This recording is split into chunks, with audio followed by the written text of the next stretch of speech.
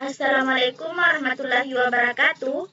Perkenalkan, saya Yulviana, NIM 200210500014, kelas Teknik Komputer A, Universitas Negeri Makassar. Nah, adapun tujuan saya di sini yaitu akan menjelaskan fungsi pada bagian tombol osiloskop. Nah, di sini sebelum kita melangkah pada fungsi dari tombol-tombol osiloskop, alangkah baiknya jika kita mengetahui apa sih osiloskop dan apa fungsinya. Nah, osiloskop adalah alat ukur elektronik dan yang memiliki fungsi diantaranya yaitu satu, mengukur tegangan AC maupun tegangan DC. Yang kedua, mengukur periode dan frekuensi sinyal. Yang ketiga, melihat bentuk gelombang, sinus, kotak, segitiga, dan lain-lain. Yang keempat, mengukur besar penguatan suatu sinyal. Yang kelima, mengukur amplitude sinyal modulasi. Dan yang terakhir adalah mengetahui distorsi sinyal. Nah, itulah beberapa fungsi dari osiloskop. Selanjutnya kita ke bagian inti, yaitu fungsi dari tombol-tombol osiloskop. Namun, pada umumnya, osiloskop terdiri atas bagian-bagian, yaitu bagian tampilan atau display.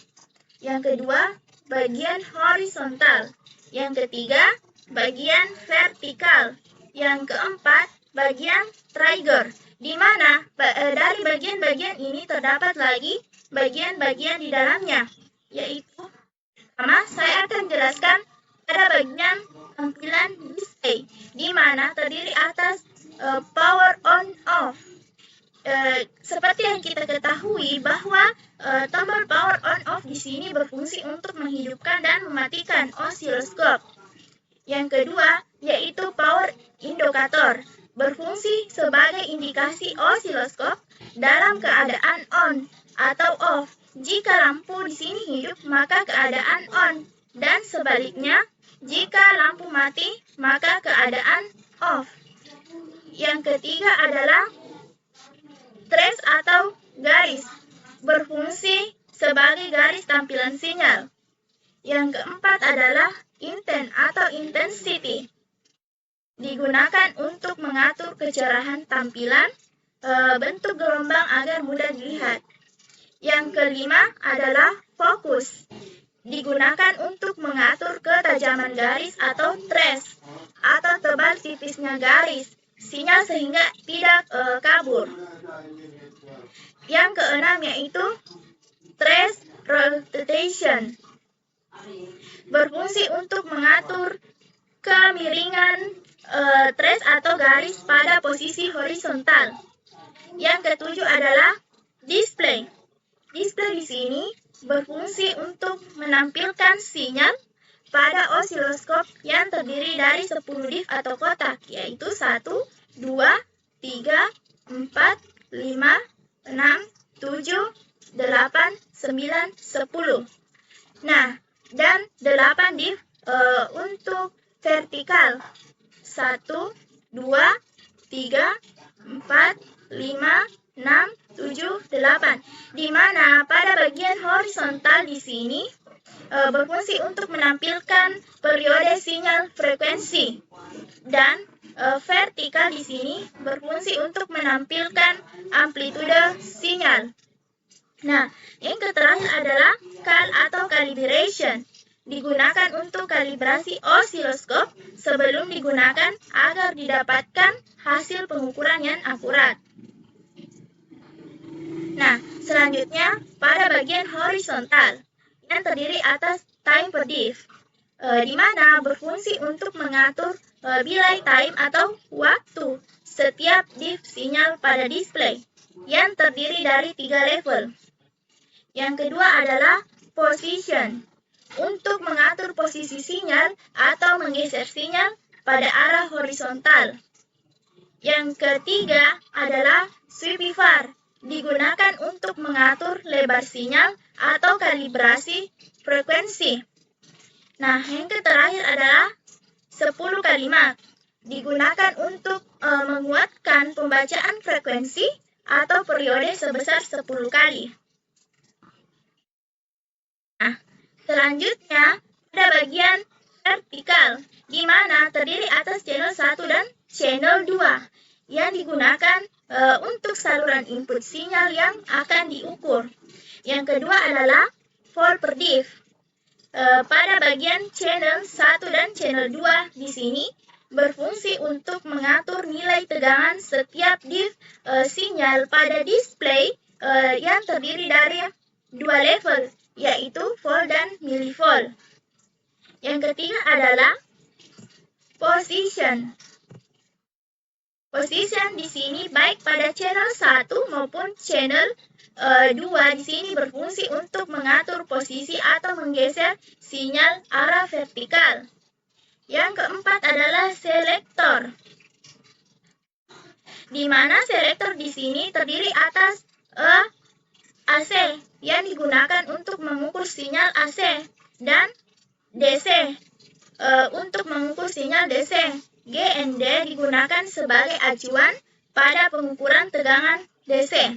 Yang kelima adalah mode, yang terdiri dari mode channel 1 untuk menampilkan sumber sinyal dari channel 1. Channel 2 untuk menampilkan sumber sinyal dari channel 2. Yang ketiga adalah dual.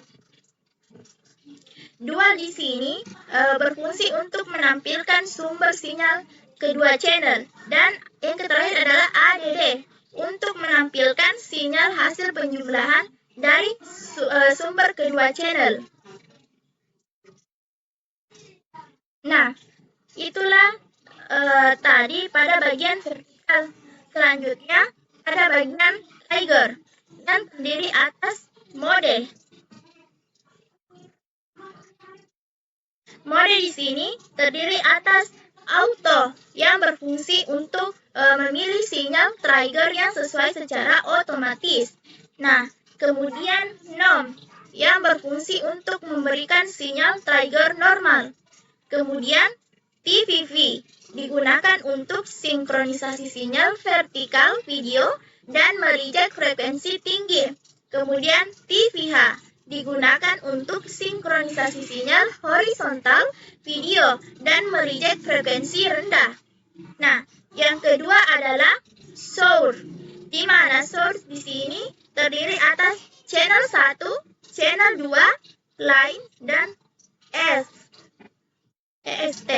Kemudian pada bagian 3 yaitu level, digunakan untuk mengatur level trigger.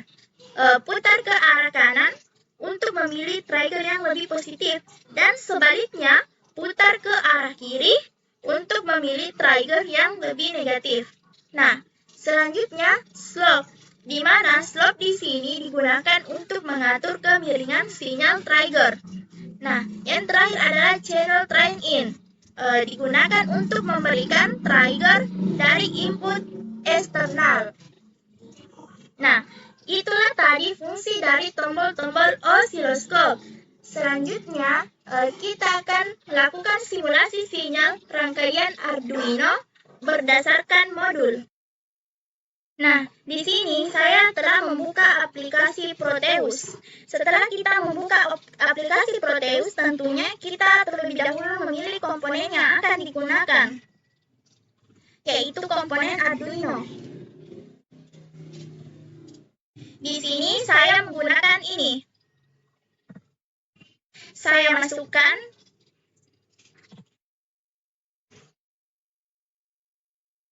Nah, selanjutnya osiloskop. Pada modul yang telah disediakan terdapat program. Nah, di sini saya membuat programnya di sini sesuai dengan modul. Dan ini adalah hasilnya. Nah, kita salin dictory atau lokasinya pada perangkat kita. Ini yang sudah diblok. Kita salin, langsung saja Ctrl C.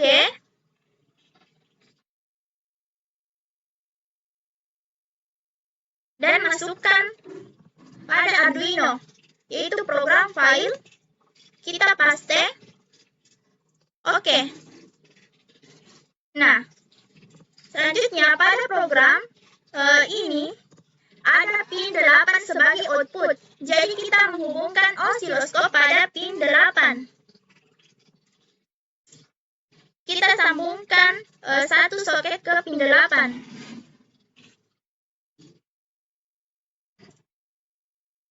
Nah, kita coba jalankan.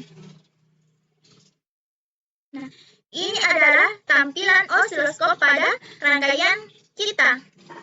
Pada channel B, C, dan D kita off-kan saja karena tidak digunakan.